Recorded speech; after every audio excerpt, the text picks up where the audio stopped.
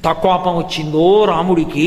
మహర్షి ఏం దాపరిక ఉండదు, కోపం వచ్చే చెప్పాడని చెప్పారు అరణ్యకాండలో. ఆయన అన్నాడు, నాకు ఇంతటి బలపరాక్రమములు ఉండి కూడా నేను జితేంద్రియుడనై లోకహితము కొరకు ప్రవర్తిస్తుంటే దేవతలందరూ కూడా నన్ను చేతకానివాడిని అనుకుంటున్నారు. అందుకే ఇప్పుడు నా పరాక్రమం ఏమిటో, నా చేతనైన తనం ఏమిటో చూపిస్తాను. నా నారాచ బాణములను విడిచిపెట్టడం మొదలు పెడతాను. రాముడు యుద్ధం చేస్తే కోదండానికి బాణములను సంధించడం మొదలు పెడితే ఆయన భుజములు తాండవం చేస్తాయిట. గోపరాజు గారు దశరథీ శతకం చేస్తూ, బండన భీముడర్తజన బంధముడుజ్వల బాణతోణ కోదండ కళ ప్రచండ భుజతాండవ కీర్తికి రామమూర్తికిన్ రెండవ సాటి దైవమికలీడనచొన్ గడకట్టి భేరికా డండ డండ డండ నిడదంబుల జండము నిండమత్త వేదండము నెక్కి చాటెదను దశరథీ కరుణాపయోనిధి అన్నాడు. ఆయనే కోదండం పట్టుకుని బాణాలు వేస్తే భుజములు రుద్రతాండవం చేస్తాయి. అటువంటి వాడన్నాడు, కోదండాన్ని పట్టుకుని నారాచ బాణ ప్రయోగం చేస్తున్నాను, పక్షులు కూడా ఎగరవు, దేవతా సంచారం ఉండదు.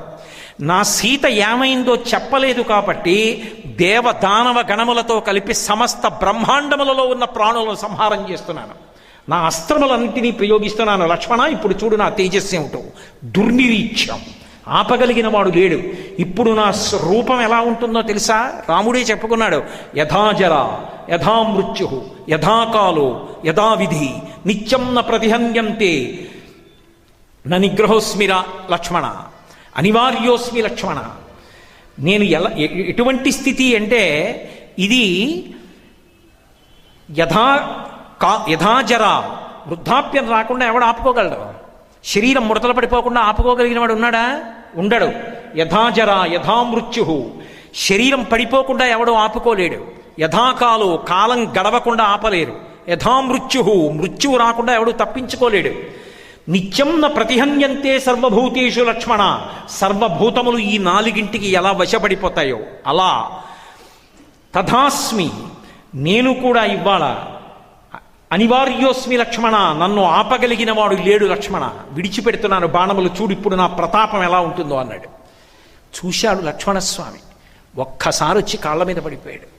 కాళ్ళ మీద పడిపోయి ఒక మాట అన్నాడు. అంత కోపాన్ని పొందిన రామస్వామిని చూసి లక్ష్మణుడు అన్నాడు, అన్నయ్య పురాభూత్వా మృదుద్దాంత సర్వభూతహితీరత,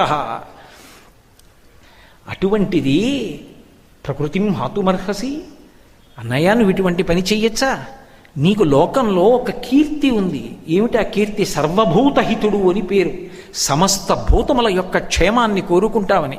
పురాభూత్వా మృదుర్దాంత సర్వభూతహితేరత, మెత్తని మనసున్నవాడివి.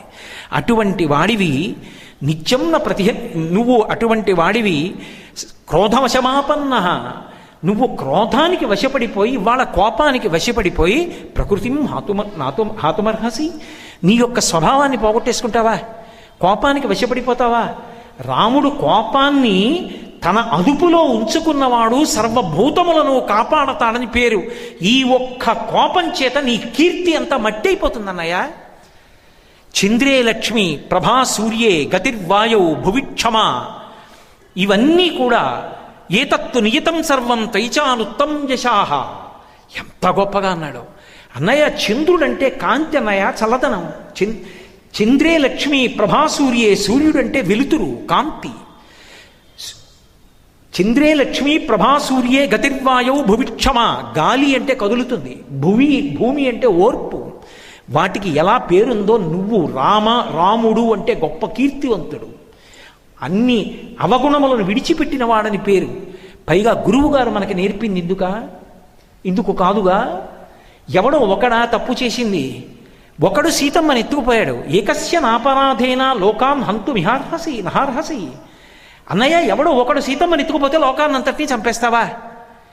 ఆ ఎవడో కనుక్కుని వాడిని చంపాలన్నయ్య. కోపానికి వశపడిపోయి ఇవాళ చెయ్యకూడని పని చేసేస్తున్నావు అన్నయ్య, విడిచిపెట్టేసేయి కోపాన్ని. అన్నయ్య ఆలోచించు, ఓర్పు పొందు అన్నాడు.